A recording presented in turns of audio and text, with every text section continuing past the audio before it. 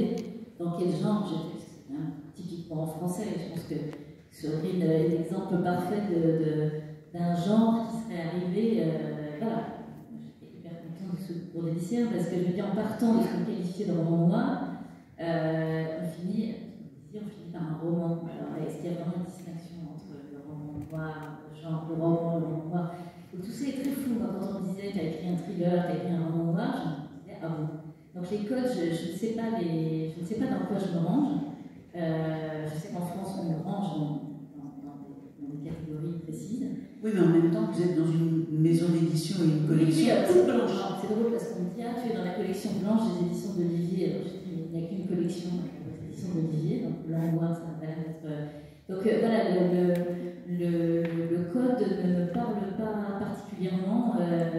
Même quand on dit c'est bien, vous avez joué avec les codes, je ne sais pas exactement de quel code on parle. Moi, mon obsession, c'est raconter une histoire avec des personnages incarnés, parce que c'est mon héritage de la littérature américaine, c'est vraiment ça, ce culte du personnage qui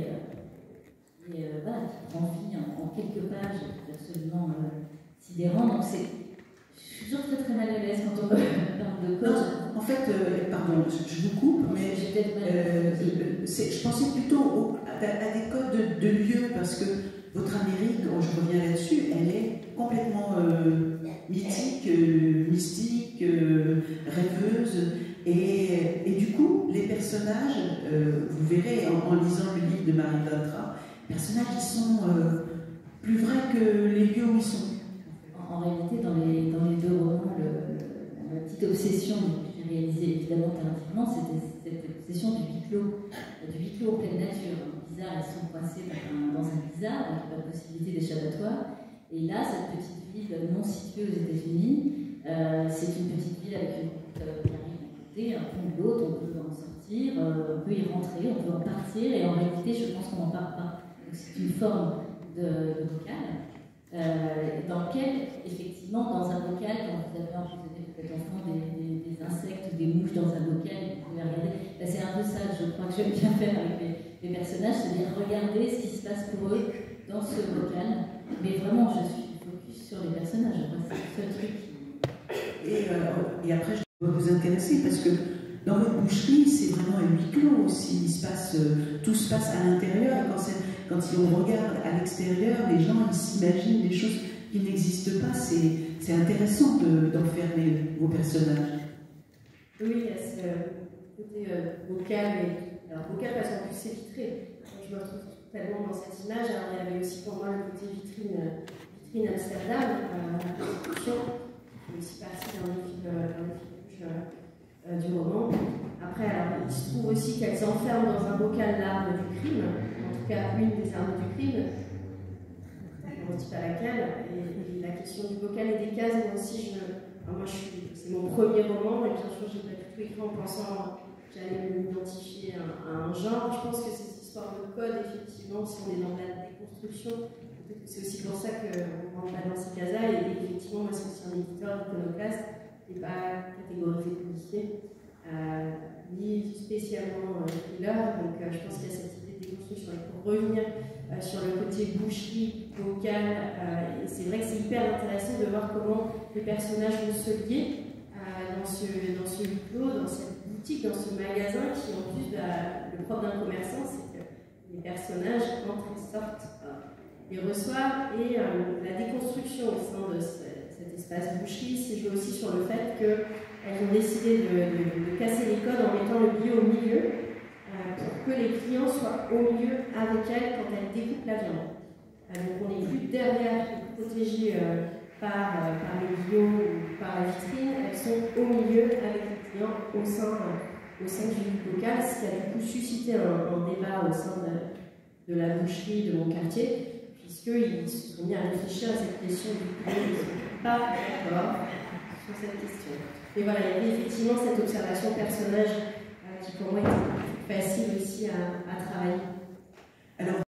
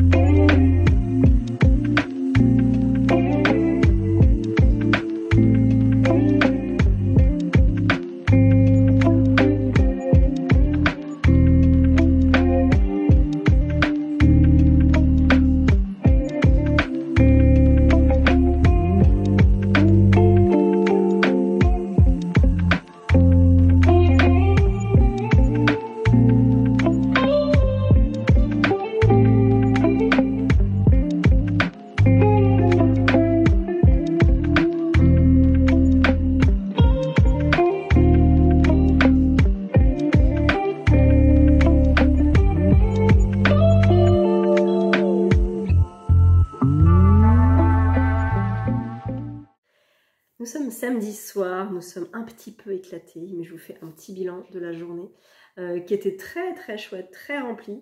Je vous avais laissé hier avec la soirée de la Martinière et ma rencontre avec Attica Locke. J'avais pas le bouquin, maintenant je l'ai, c'est donc Bluebird. On l'a vu en conférence aujourd'hui, je vous en parle juste après. Et mes deux autres achats d'hier, c'était Les Suppliciés d'Apoigny de Sabrina Champenois et La disparition du cinéma de Guillaume Thion. Les deux nouveaux polars 10-18 True Crime, cette fois-ci avec Libération. Celui-là se passe en Alsace et celui-là dans Lyon. On a hâte de les lire parce qu'on va se faire une petite lecture commune avec Estelle. Et on a aussi vu Johanna Gustafsson, donc pour moi acheter Les Morsures du Silence, son dernier. Et Estelle a pris l'île de Yule en poche.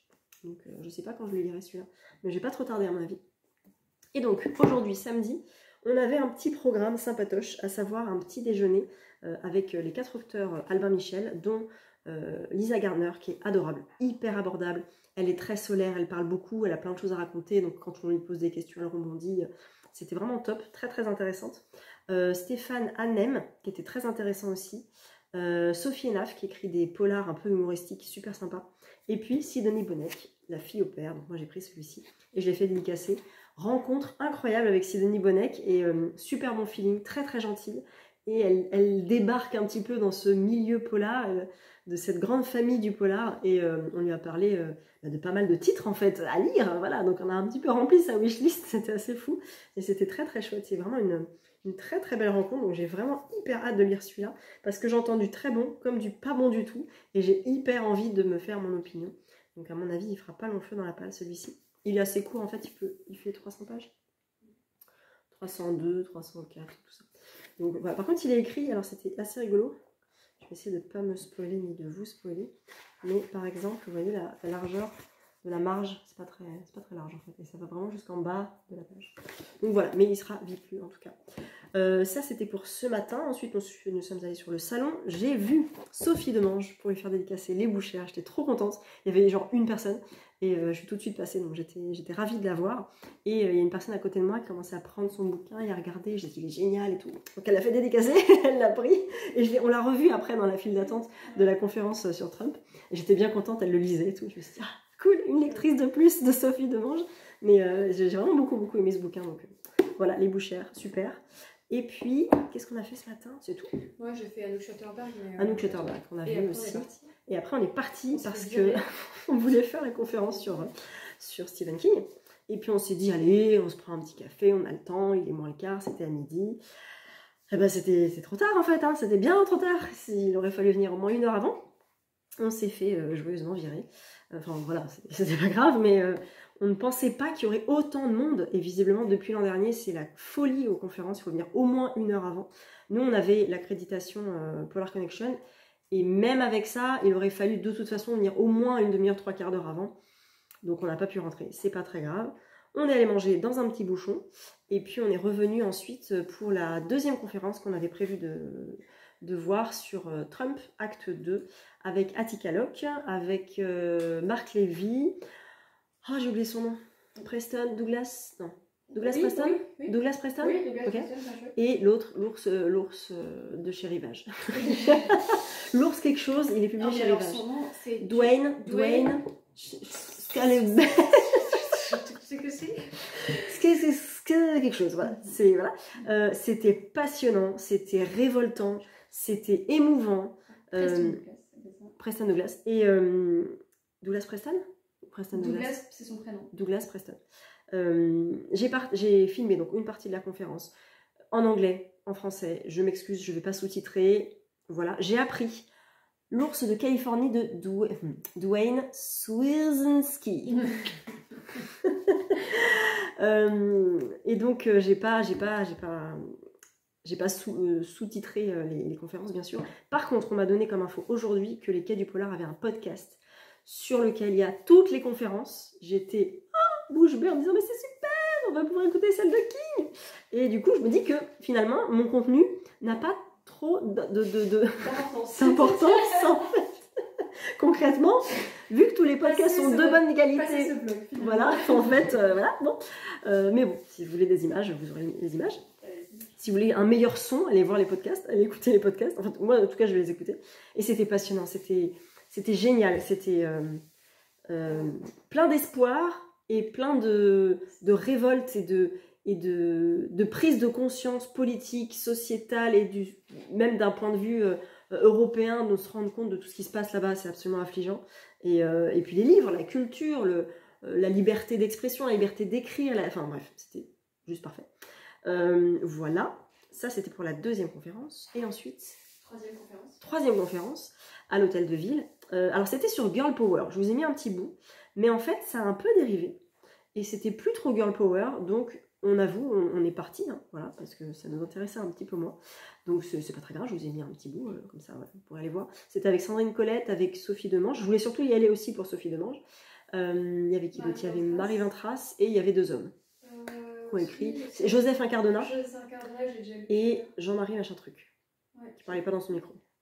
Et du coup, voilà, bon, bah, ça aurait pu être intéressant, ça l'était peut-être une fois qu'on était parti, mais en tout cas, nous avions, cela nous suffisait, et on est parti. Et on est retourné après sur le salon pour aller voir les grosses têtes d'affiche. Alors, à la base, Nicolas Beuglet. À la base, Nicolas Beuglet, pour lequel certains ont fait les 4 heures d'attente, donc c'était pas notre cas, parce qu'on n'a même pas essayé, on n'a même pas pu, parce que c'était fermé, la queue était fermée quand on y allait, pourtant on est descendu 1 heure avant en disant, allez, 1 heure, ça va, tu parles. Donc on a tenté Minier et Tillier, Estelle chez Tillier, moi chez Minier, pour faire dédicacer Les Effacés, que j'ai reçu il n'y a pas très longtemps de Pocket, et que c'est le tome 2 de Lucien. Donc il est dédicacé, par contre il s'est pas foulé. Hein. À Florence, bonne lecture. Voilà. Oui, mais on a discuté un petit peu, tu vois, je me dis, peut-être un truc un peu personnalisé, j'en ai d'autres hein, qui sont un peu plus personnalisés. Donc ouais, là c'était bon, ouais, c'est pas très grave. Voilà.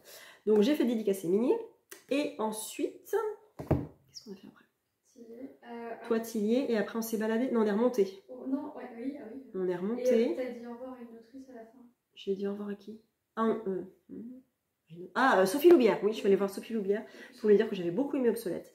Et c'était cool, donc je voulais lui dire, il n'y avait presque plus personne. Fin de salon, 19h30. Voilà, c'était...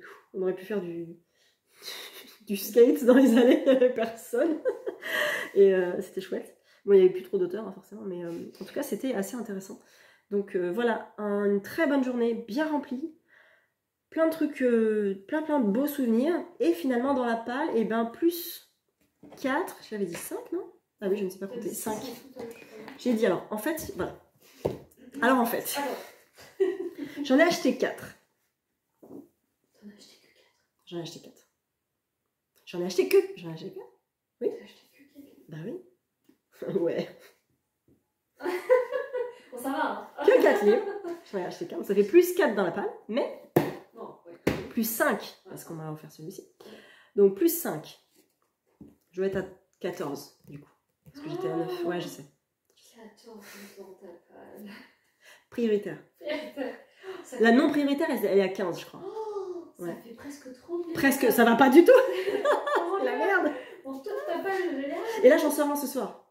Parce que je sors le Mystère Narval. Donc j'en fais un -1. Ça, je sais pas. C'est pour le polar historique des 18. Et du coup, ça fait -1 dans la palle. Donc dans les 14, t'avais un -1 ou... Dans les 14, bah non, puisqu'il faut que j'en enlève un. Donc ça fait plus que 13. Et finalement, ça... je pourrais peut-être même en racheter un demain, tu sais. La nana qu'on n'a jamais assez. T'appelles pas. Donc voilà, donc plus 5 dans la palle. Ces deux-là que j'avais amenés sont dédicacés, mission accomplie. On voulait voir Nicolas Beuglet, je m'étais dit je vais acheter l'archipel des oubliés et non pas des sirènes. Et finalement non. Mais en tout cas, voilà. J'ai aussi le Christophe Molmy, comme un papillon en épreuve définitive.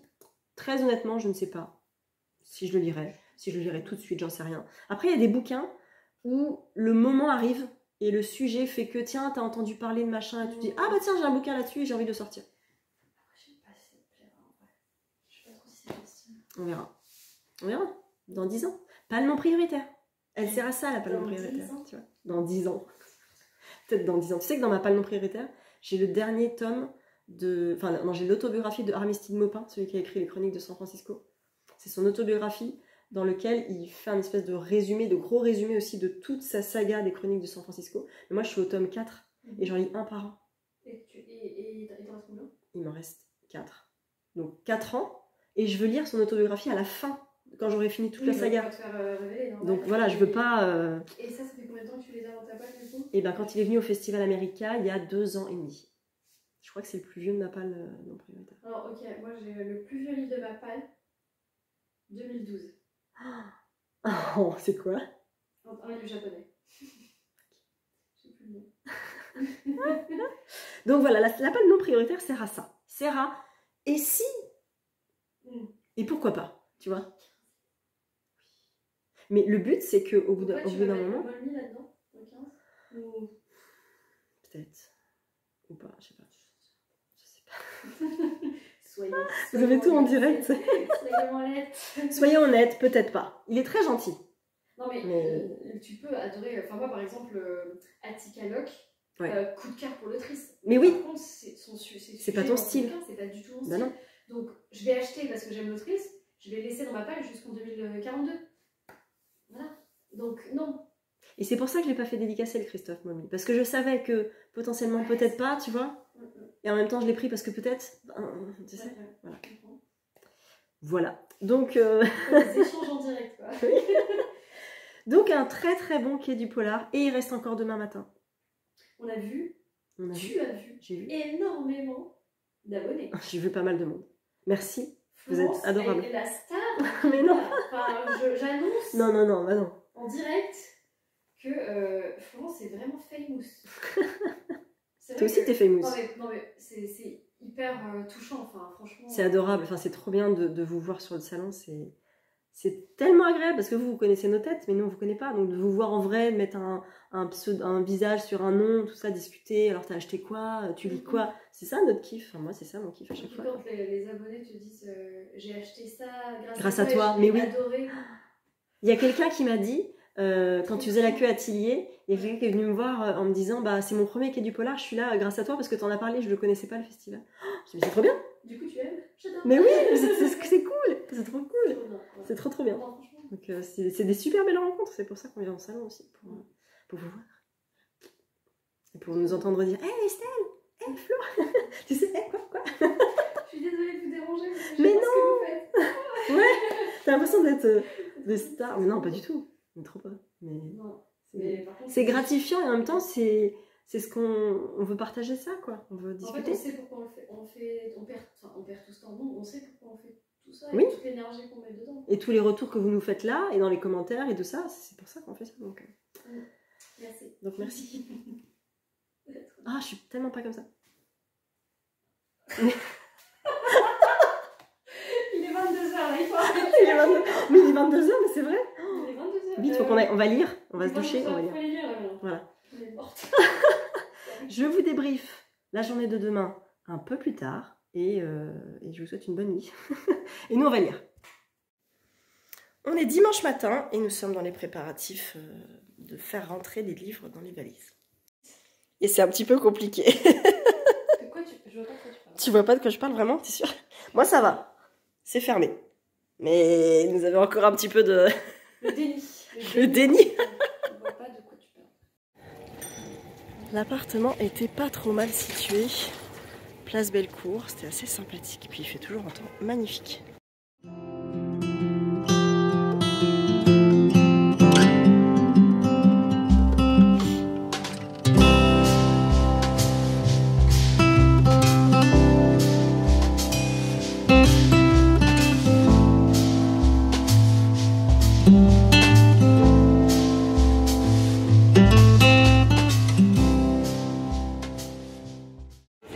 Au revoir les Quais du Polar.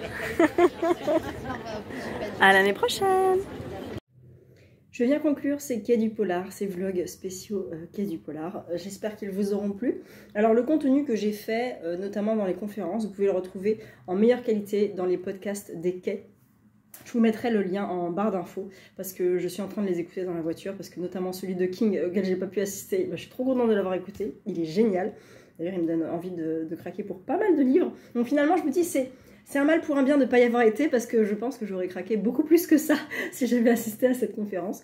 Mais bon, la journée du dimanche était un peu triste, parce qu'on sait qu'on part à midi, tout ça, donc on se dépêche quand même un petit peu, mais pas trop. On range les affaires, on range tout dans la voiture, On ferme les sacs et puis on retourne sur le salon.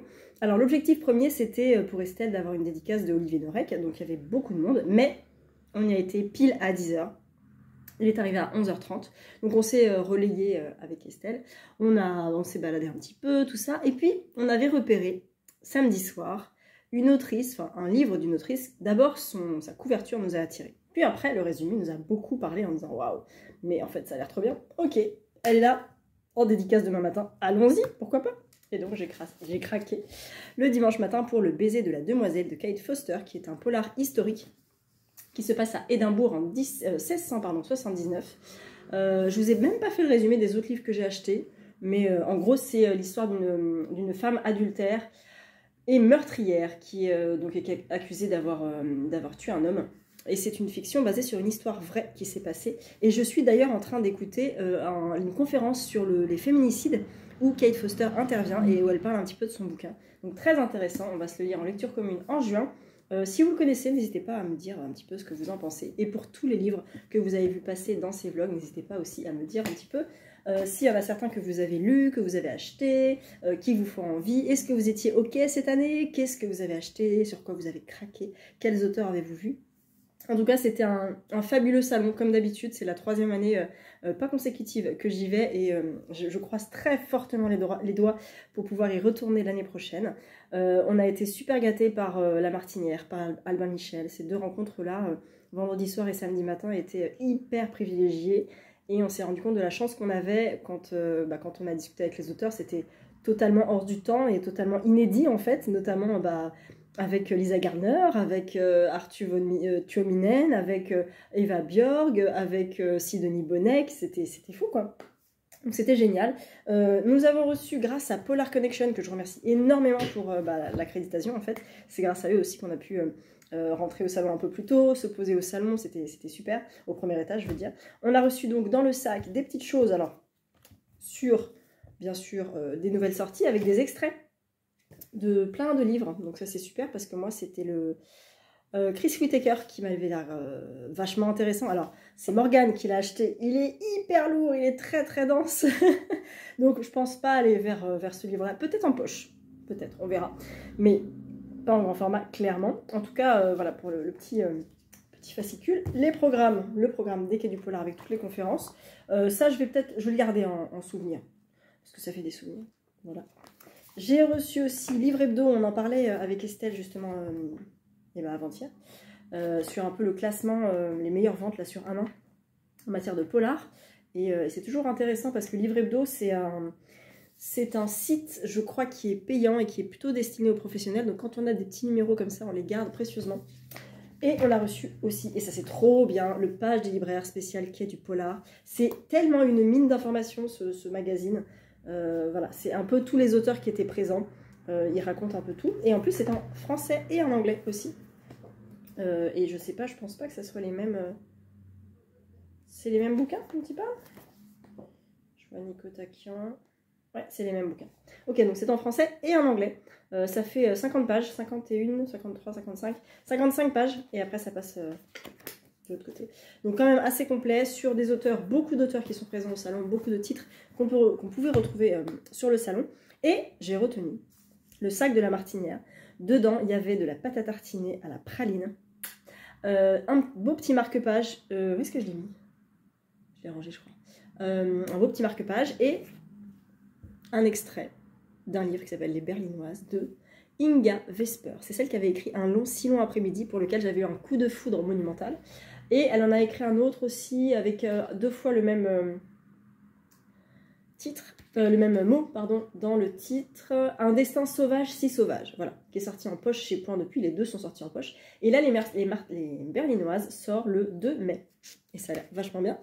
Ça se passe en janvier 1946, dans le Berlin en ruine et sous l'occupation des grandes puissances victorieuses. 7 femmes tentent de reconstruire leur vie dans une maison interdite aux hommes, au 18 Hermannstrasse. Voilà. Donc, histoire de femmes après la Seconde Guerre mondiale à Berlin. Voilà, très très intéressant. Donc, merci beaucoup à toutes les maisons d'édition, merci aux auteurs d'avoir été présents, merci pour les conférences, merci aux bénévoles qui font un travail incroyable, merci aux traducteurs, au Quai du Polar, à Polar Connection, à tout le monde, au Palais de la Bourse, lieu magnifique. Chapelle de la Trinité, lieu magnifique. Hôtel de ville, lieu magnifique. Lustre, qui doit être bien casse-pied à nettoyer quand même. Mais voilà, c'était fabuleux, c'était génial. Et j'y retournerai avec très très grand plaisir l'année prochaine. J'espère que ces vlogs vous auront plu. Je vous retrouve la semaine prochaine dans un nouveau vlog. À bientôt.